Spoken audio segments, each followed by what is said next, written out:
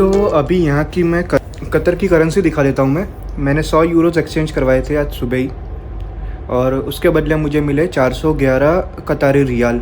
अब मैं आपको दिखा देता हूँ कि यहाँ पर क्या कौन कौन सी नोट्स मेरे को मिली है, और अगर फर्दर मेरे को कोई और करेंसीज और नोट मिलेगी तो मैं इसी में कंटिन्यू करता जाऊँगा। तो ये है 1 कतारी रियाल की नोट, ये है 5 रियाल की नोट, उसके बाद है 10 कतारी रियाल की नोट, फिर ये है 50 कतारी रियाल की नोट, फिर है 100 कतारी रियाल की नोट, और ये है 200 कतारी रियाल की नोट। सो ये कुछ कॉइन्स हैं जो यूज़ करते हैं बट बहुत ही कम यूज़ होते हैं ये। सो उसमें से सबसे पहले है ये 25 दिरहम का, यानी कि रियाल का छोटा डिनोमिनेशन दिरहम, यहाँ पर लिखा भी हुआ है दिरहम करके। ये एक और डिज़ाइन है 25 दिरहम की। उसके बाद है ये 50 दिरहम का, उसमें भी अलग डिज़ाइन भी है। उसके बाद डायरेक्ट 1 कतारी रियाल की नोट आ जाती है। सो ये है कतर की currency, Qatari riyal, note and coins. तो अभी कतर के बारे में थोड़ी बात कर लेते हैं। अभी मैं हूँ मिडल ईस्ट की एक कंट्री कतर में, और उसकी कैपिटल दोहा में। कतर बेसिकली फॉल करता है गल्फ़, पर्शियन गल्फ़ कोस्ट के पास, पर्शियन गल्फ़ में। यहाँ पर यूज़ होती है करेंसी कतारी रियाल, जिसका रेट आज की डेट में है कुछ 25 रुपये के आसपास, यानी कि 1 Qatari riyal equal to 25 Indian rupees. Qatar India से 2.5 घंटा पीछे चलता है, यानी कि +3 के टाइम जोन में है कतर, और यूएई से 1 घंटा पीछे है। अगर एरिया वाइज बात करें तो कतर 158 नंबर का कंट्री है एरिया वाइज, और यहाँ आने के लिए इंडियंस को वीज़ा रिक्वायर्ड है। आप ई वीज़ा के लिए भी अप्लाई कर सकते हो, या फिर वीज़ा ऑन अराइवल के लिए भी अप्लाई कर सकते हो। कतर की सबसे बड़ी सिटी और मेन सिटी दोहा ही है, और ज़्यादातर यहाँ की पॉपुलेशन दोहा में ही रहती है। सो कतर के कोऑर्डिनेट्स है 25.30 डिग्री नॉर्थ, 51.15 डिग्री ईस्ट। तो इस तरीके से कुछ दिखता है कतर का फ्लैग। ये थोड़ा बहुत बहरीन के फ्लैग जैसा ही है, सो मैं वो भी लगा देता हूँ कैसे दोनों फ्लैग दिखते हैं। और ये कुछ है यहाँ का एम्बलम। बस अभी थोड़ी देर में मेट्रो आ जाएगी। ये यहाँ का कुछ मेट्रो स्टेशन है, और अपने को जाना है यहाँ से अल जजीरा, यहाँ से जाना है नेशनल म्यूज़ियम तक। पहुँच चुके हैं नेशनल म्यूज़ियम ऑफ कतर पे। टिकट देख लेते हैं। ऑनलाइन तो दिखा रहा है कुछ 25 कतारी रियाल है, अब पता नहीं, देखते हैं। इच्छा नहीं है जाने की, क्योंकि यार म्यूज़ियम में क्या ही देखना है। तो जस्ट मैं यहाँ पर आ गया और देखने के लिए कि क्या है कैसा है यहाँ पर। तो थोड़ा अंदर तक तो आ गया हूँ, यहाँ तक अभी बाहर से कुछ इस तरीके से दिख रहा है। ये था नेशनल म्यूज़ियम ऑफ कतर, जहाँ मैं जा नहीं रहा क्योंकि मुझे म्यूज़ियम में इतना इंटरेस्ट है नहीं, और वैसे टाइम वेस्ट होता है वहाँ पर। हाँ, हो सकता है कि कुछ अच्छी चीज़ देखने को मिल जाए, कि इंटरेस्टिंग चीज़ें देखने को मिल जाती, तो ठीक है। अभी इतना इंटरेस्ट है नहीं यहाँ पर।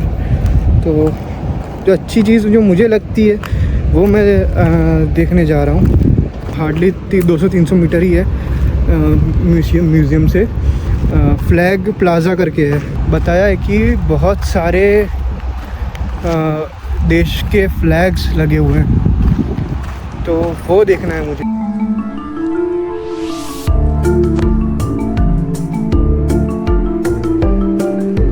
काफ़ी बड़ा म्यूज़ियम बना के रखा है यार। ये तो देखो, यहाँ से लेकर वहाँ तक है। अगर मैं जाता तो इसमें आराम से 2-2.5 घंटे चला जाता। और यहाँ पर एक सूक वाकिफ़ भी है, जो कि बहुत फेमस टूरिस्ट प्लेस है। बट क्योंकि आज संडे है तो मैं वहाँ पर नहीं जाऊँगा। हालांकि प्लान आज का ही था मेरा जाने का वहाँ पर आज संडे है तो फिर मैंने उसको स्किप किया। क्या पता ज़्यादा भीड़ हो संडे को, तो कल जाएंगे अपने वहाँ पर, और आज उसकी जगह पे बाकी सब चीज़ें देख लेते हैं। यहाँ पर मैंने एक और चीज़ नोटिस की, ब्लैक लोग बहुत हैं यहाँ पर, मतलब अफ्रीकन लोग बहुत हैं यहाँ पर। थे तो दुबई में और अबू धाबी में भी, बट यहाँ पर होमलेस और ये रास्ते पे वही घूमने वाले बहुत मेरे को मिले। मेट्रो में भी मैंने ऐसे देखा है अभी कल से कि बहुत लोग ऐसे ही बैठे हुए हैं। मे भी ऐसा होगा कि एक दिन का पास ले लेते होंगे, फिर यहाँ से वहाँ, वहाँ से यहाँ घूमते रहते होंगे। ये एसी है, वाईफाई मिल जाता है, बाहर क्यों घूमे।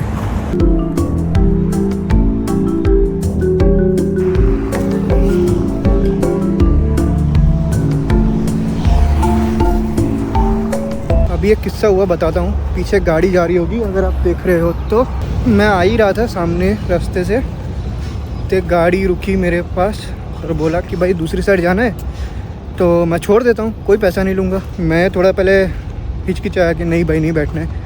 कहता नहीं बैठ जाओ, गर्मी है, मैं पैसे नहीं लूँगा। मैंने कहा ठीक है भाई, अब तो बोल ही रहा है तो बैठ जाते हैं। भाई केरला से थे अंकल, और तो मैं तो गाड़ी में बैठ गया। उन्होंने घुमा के पूरा 1 किलोमीटर जितना घुमा के यू टर्न मार के फिर यहाँ पर मुझे छोड़ के खुद बोल रहे थे कि भाई मुझे भी यहाँ दूसरी साइड ही जाना है। फिर लास्ट में वही, मुझे पता था स्कीम है ये, बट फ्री में तो छोड़ दिया उन्होंने इस साइड, बट लास्ट में वही टैक्सी वाले ही निकले। उन्होंने वही समझाने लगे कि भाई घूमना है तो फिर मैं तुमको यहाँ पर घुमा दूँगा, ये जगह पे टैक्सी वालों का काम मतलब ये था। अभी जो हुआ वो पिछले 5-7 मिनट में। सो पहुँच चुका हूँ मैं फ्लैग प्लाज़ा पे, और ये रहे सारे फ्लैग्स। आपको दिख रहा होगा कि नहीं, ये सारे कंट्रीज़ के फ्लैग हैं। बीच में कतर का फ्लैग है, ये सारे आसपास दूसरी कंट्रीज़ के फ्लैग हैं। अब मैं ढूंढने की कोशिश कर रहा हूँ कि इंडिया का फ्लैग कौन सा है, पर मुझे समझ में नहीं आ रहा है क्योंकि हवा चल नहीं रही है। तो मिल गया इंडिया का फ्लैग, कहाँ गया, ये रहा इंडिया का फ्लैग।